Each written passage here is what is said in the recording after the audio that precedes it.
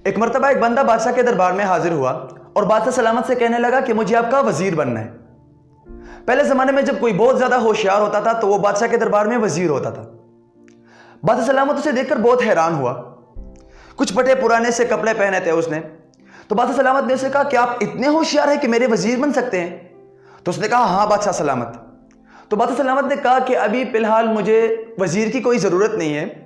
हाँ, मैंने अभी एक आला नस्ल का अरबी घोड़ा ख़रीदा है, अगर तुम उसका ख्याल रखना चाहते हो तो मैं आपको वो नौकरी दे सकता हूँ। तो उसने कहा ठीक है। वो बादशाह सलामत के घोड़े का ख्याल रखने लगा। उसके खाने पीने का टाइम पे ख्याल रखता था ताकि बादशाह सलामत उससे नाराज़ ना हो। कुछ दिनों बाद बादशाह सलामत अस्तबल आ गया अपने घोड़े को देखने के लिए कि आया ये बंदा मेरे घोड़े का ख्याल अच्छे से रख रहा है या नहीं। जब बादशाह सलामत अस्तबल आ गया और देखा तो बहुत खुश हुआ क्योंकि वो बंदा उसके घोड़े का बहुत अच्छे से ख्याल रख रहा था। तो बादशाह सलामत ने उस बंदे से कहा कि आप खुद को इतना होशियार समझते हैं, तो बताओ मेरे घोड़े के बारे में क्या ख्याल है, ये कैसा है? तो उसने कहा कि बादशाह सलामत, जिसने भी आपको ये घोड़ा दिया है ये कोई आला नस्ल का अरबी घोड़ा नहीं है। बादशाह सलामत बहुत गुस्सा हुआ और कहने लगा कि आपको नजर नहीं आता, ये तो शक्ल से ही आला नस्ल का अरबी घोड़ा लग रहा है।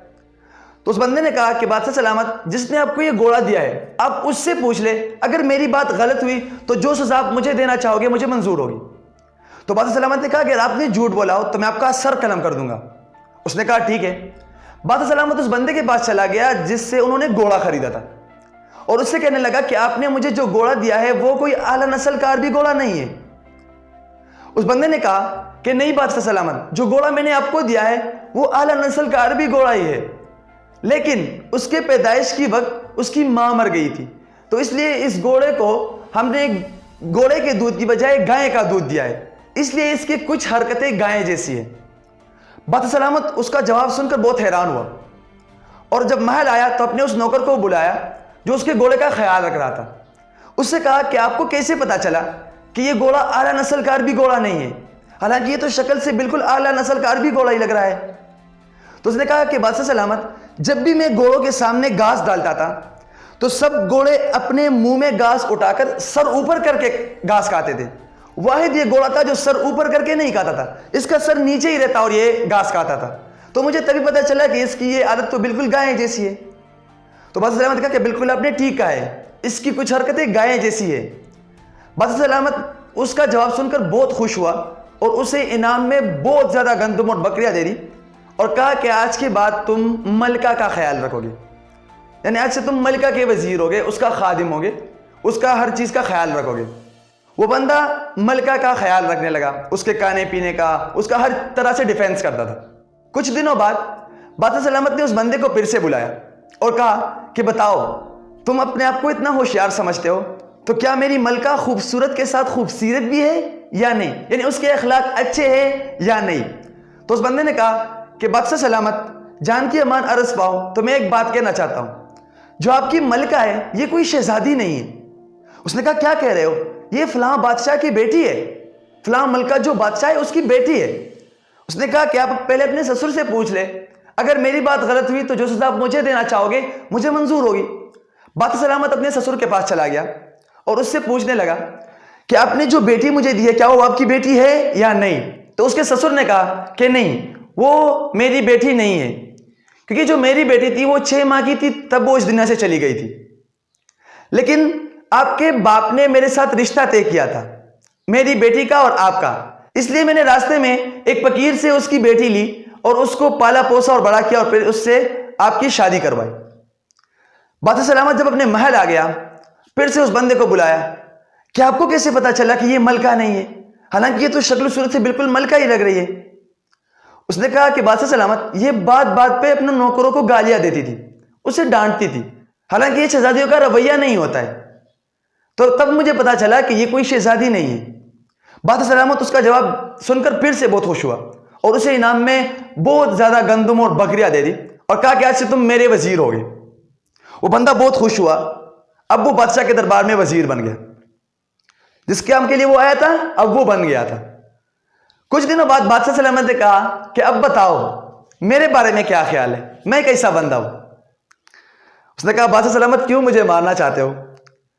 उसने कहा कि अगर सच नहीं बताया तो फिर जरूर मार डालूंगा। उस बंदे ने कहा कि बादशाह सलामत आप भी कोई शहजादे नहीं है। तो बादशाह सलामत हंसने लगा, कहने लगा क्या कह रहे हैं, देखो ये तस्वीर मेरे बाप की है, ये मेरे दादा की है, ये मेरे परदादा की है। तो उस बंदे ने कहा कि पहले आप अपनी माँ से पूछ ले, अगर मैं गलत हुआ तो जो सजा आप मुझे देना चाहोगे मुझे मंजूर होगी।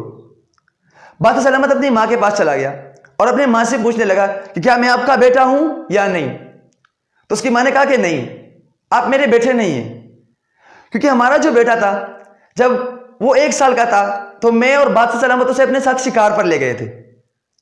अचानक एक बड़े जानवर ने हम पर हमला किया जिसमें हमारा बेटा मर गया था। तो वहां पे एक चरवाहा था जिससे हमने उसका बेटा लिया और उसे पाला पोसा और बड़ा किया जो आप हो। बादशाह सलामत अपनी माँ का यह जवाब सुनकर बहुत ज्यादा हैरान हुआ और उदास भी हुआ। जब अपने महल में आ गया तो उस बंदे से कहा कि आपको कैसे पता चला कि मैं बादशाह नहीं हूं, हालांकि मैं तो शक्ल से ही बादशाह लगा, आज तक किसी को पता नहीं चला कि मैं बादशाह नहीं हूं। तो उस बंदे ने कहा कि बादशाह सलामत मैंने पहले मर्तबा इतना बड़ा जवाब दे दिया आपको, आपने मुझे इनाम में गंदम और बकरियां दे दी। दूसरी मर्तबा फिर से बड़ा जवाब दे दिया, फिर से आपने मुझे गंदम और बकरियां इनाम में दे दी। हालांकि ये शहजादों का रवैया नहीं होता है, वो इनाम में सोना कोई बड़ा चीज दे देता है। तो मुझे तभी पता चल गया था कि आप किसी चरवाहे के बेटे हो। बादशाह सलामत ने कहा बिल्कुल आपने ठीक कहा, मैं चरवाहे का ही बेटा हूं। बादशाह सलामत उसकी जहानत से बहुत खुश हुआ और उसे इनाम में बहुत ज्यादा सोना दिया और कहा कि आज से तुम इस महल में परमानेंट वजीर होगे। अब देखो, फर्स्ट नंबर पे जो घोड़ा था वो शक्ल से तो अरबी घोड़ा ही था, लेकिन उसके काम आला नस्ल के अरबी घोड़ों वाले नहीं थे। तो उस बंदे को पता चला कि ये कोई आला नस्ल का अरबी घोड़ा नहीं है। दूसरे में मलका तो शक्ल से ही मलका ही थी, लेकिन उसके काम मलिकों वाले नहीं थे। तो उस बंदे को पता चला कि ये मलका नहीं है। तीसरे में बादशाह तो शक्ल से ही बादशाह था, लेकिन उसके काम बादशाह वाले नहीं थे। अब चौथा, वो बंदा शक्ल से फकीर था, लेकिन उसके काम वजीरों वाले थे, होशियार बंदा था वो, तो वो बादशाह के दरबार में वजीर हो गया। तो इस कहानी से हमें क्या सबक मिलता है कि जो भी काम करो सोच समझ के करो, क्योंकि हम जो भी काम करते हैं वो हमारी पर्सनालिटी को रिप्रेजेंट करते हैं।